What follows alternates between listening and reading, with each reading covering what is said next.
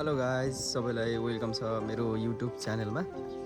म चाहिँ आज हाम्रो यस जिल्ला संसारी धरान उपनगरपालिका वार्ड नम्बर 4 पत्रङबारीमा छु। पत्रङबारीको लगभग यहाँदेखि म बसेको ठाउँदेखि 50 मिटर जस्तो 50-100 मिटर टाढा एउटा मन्दिर छ जसको नाम चाहिँ पञ्चकन्या मन्दिर रहेको छ। त्यो मन्दिर चाहिँ म अहिले जाँदैछु, त्यसकै छोटो भ्लग बनाउँदैछु। अन्तिमसम्म हेरेर साथ दिनु होला है त। बाटो चाहिँ यही हो, जाने बाटो है। यस्तो छ वार्ड नम्बर 4 पत्रङबारीको। मेरो अफिस चाहिँ यो हो।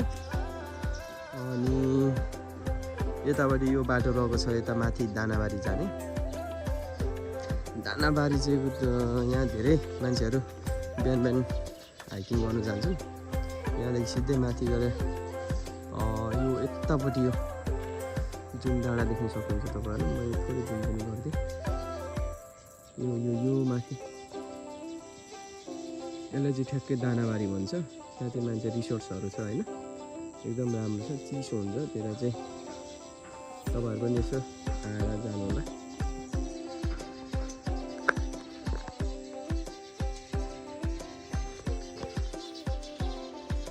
हामी चाहिँ त्यता जाँदैछौँ। बाटो यो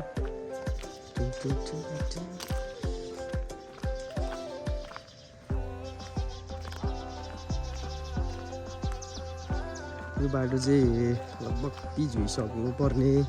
पिच हुँदा हुँदै यो चाहिँ रोकिएको अरे केही कारणवश।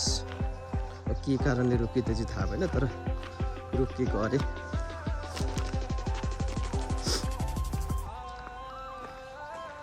यतापट्टि देखेको यो शिवझट्टाहरू हो। शिवझट्टा देखिन्छ यो पर यतातिर शिवझट्टा छ, बसन्तटार हुँदै यता शिवझट्टातिर पुगिन्छ तपाईँको। अनि यो चाहिँ यो डाँडा देखेको यता चाहिँ विजयपुर हो। विजयपुर त्यहाँ बुढासुब्बा मन्दिर, दन्तकाली सबै मन्दिरहरू चाहिँ त्यता छ।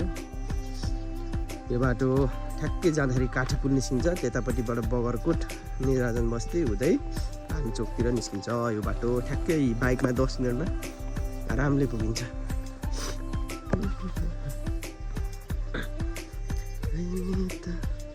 मौसम चाहिँ निकै चिसो छ यता चाहिँ, अरूतिर अलिक चिसो हुन्छ, खुसी लाग्छ।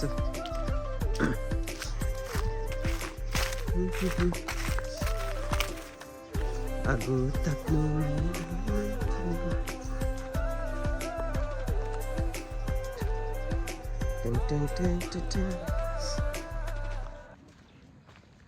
केटाकेटीहरू पनि कहाँ हिँडेछ?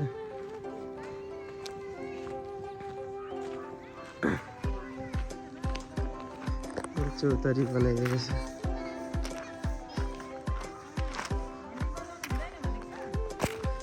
पसलतिर लाग्नु हो? घर पनि पसल मेन पसल।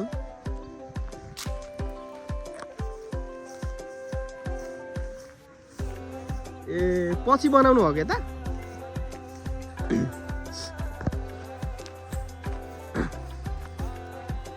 केटाकेटीहरू कहाँ हिँडेको?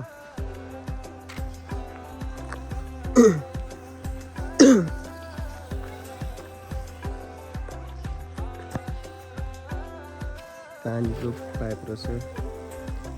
धरानतिर पानी हाकार छ भन्छ, तर यता चाहिँ 24 घन्टा पानी सरर आइरहेको छ है गाइस। यता चाहिँ पानीमा चाहिँ यता केही त्यस्तो कम्प्लेन गर्ने ठाउँै छैन। यहाँ पानी चाहिँ सेराको आउँछ।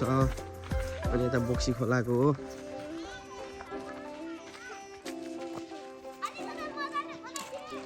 तिमीहरूको बनाइदिएको मैले। कहाँ हिँडेको तिमीहरू?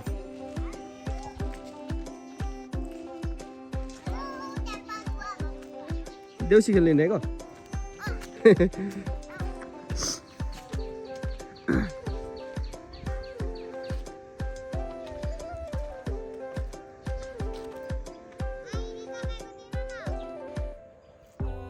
ल भरे ल।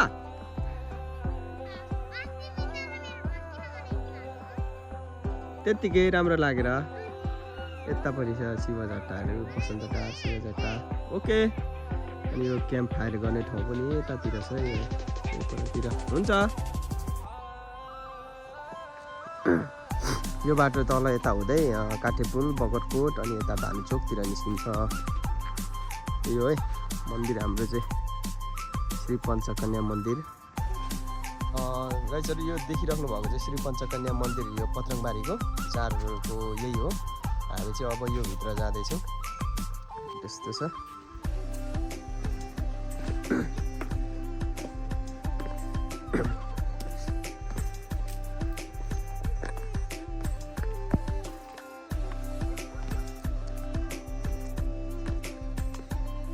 यो अस्ति पूजा भएको थियो, हामीलाई पनि निमन्त्रणा त थियो, तर केही काम बसले आउनु सकिएन। यस्तो छ है।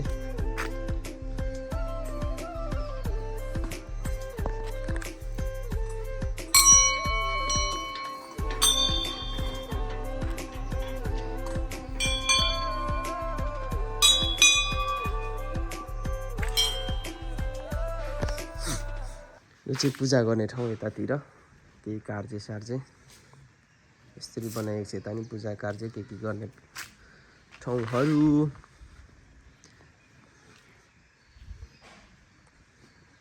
सागर स्मृति भवन। के रहेछ लाल बहादुर आचार्य।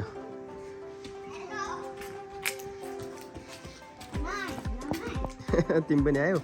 यो मेन मन्दिर चाहिँ पञ्चकन्या मन्दिर चाहिँ गएको है। यसरी पञ्चकन्या भने चाहिँ हाम्रो 5 वटा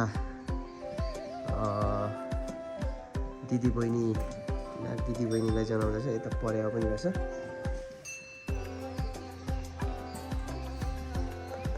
मजाले देखाइदिनु पर्यो। यस्तै छ।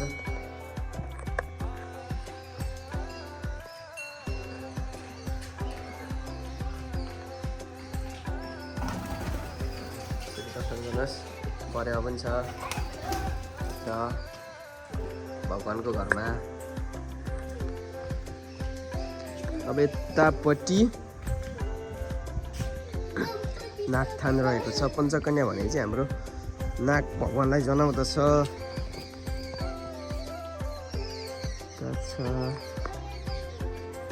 अनि तल साइली बहिनी तल छ होइन। ल ओके। यतापट्टि हामी यता तल जाँदैछौँ।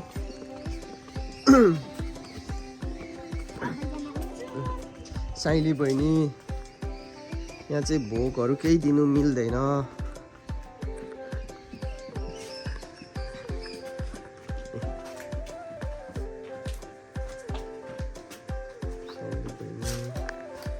घन्टी बजा।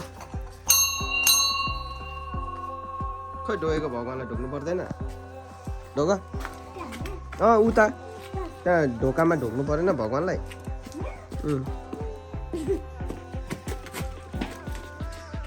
गुड।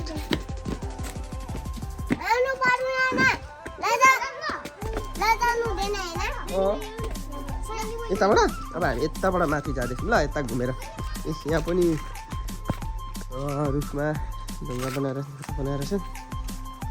त्यस्तो छन्। यो चाहिँ हालसालै बनाएको भवन हो। यो चाहिँ अलिक कार्जे सार्जे के गर्दाखेरि के भन्छ निकै ठुलो 2 तलाको भवन बनाइएको छ।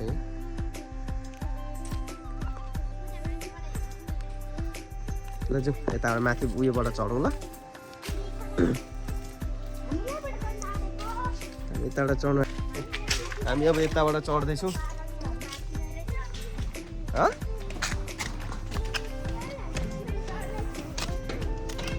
सिडी यस्तो छ। सिडी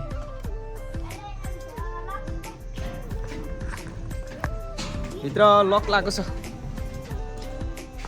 यहाँकै मान्छेहरूले पैसा उठाएर बनाएको यो चाहिँ जस्तो लाग्छ मलाई। उठाएर बनाएको।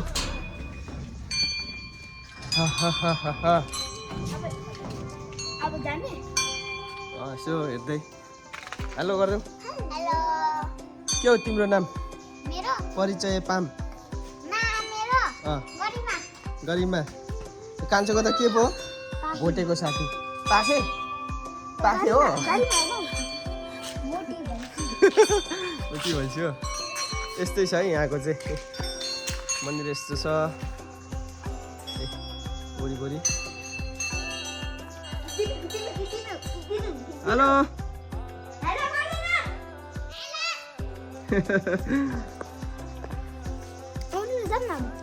जाने ल गाइजहरू यस्तै छ है मन्दिर चाहिँ यतापट्टि बाटो भयो यो मेन मन्दिर 4वटा दिदी बहिनी छन् यहाँ चाहिँ अनि यो एकजना तल साइली बहिनी चाहिँ तल छ तल चाहिँ एकदम काटमार केही गर्दैन काटमार भने यतै गर्छ होला खासै काटमार गरेको त मैले देखेको छुइनँ भगवान् घरमा खासै बलि त चलाउँदैन र पनि गरेको चाहिँ यतै गर्छ तल चाहिँ गर्दैन ल एकछिन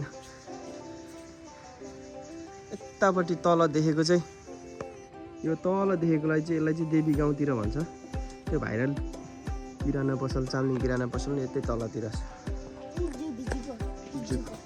एकजुग हो गाइस यो सानो मन्दिरको भ्लग बनाएको थिएँ यो पत्रङबारीमा रहेको धरान वडा नम्बर 4 मा कस्तो लाग्यो हेरेर लाइक सेयर कमेन्ट गरिदिनु होला कमेन्ट चाहिँ एकदम नछुटाइ गरिदिनु होला कस्तो लाग्यो तपाईँलाई प्रतिक्रिया दिनु होला है।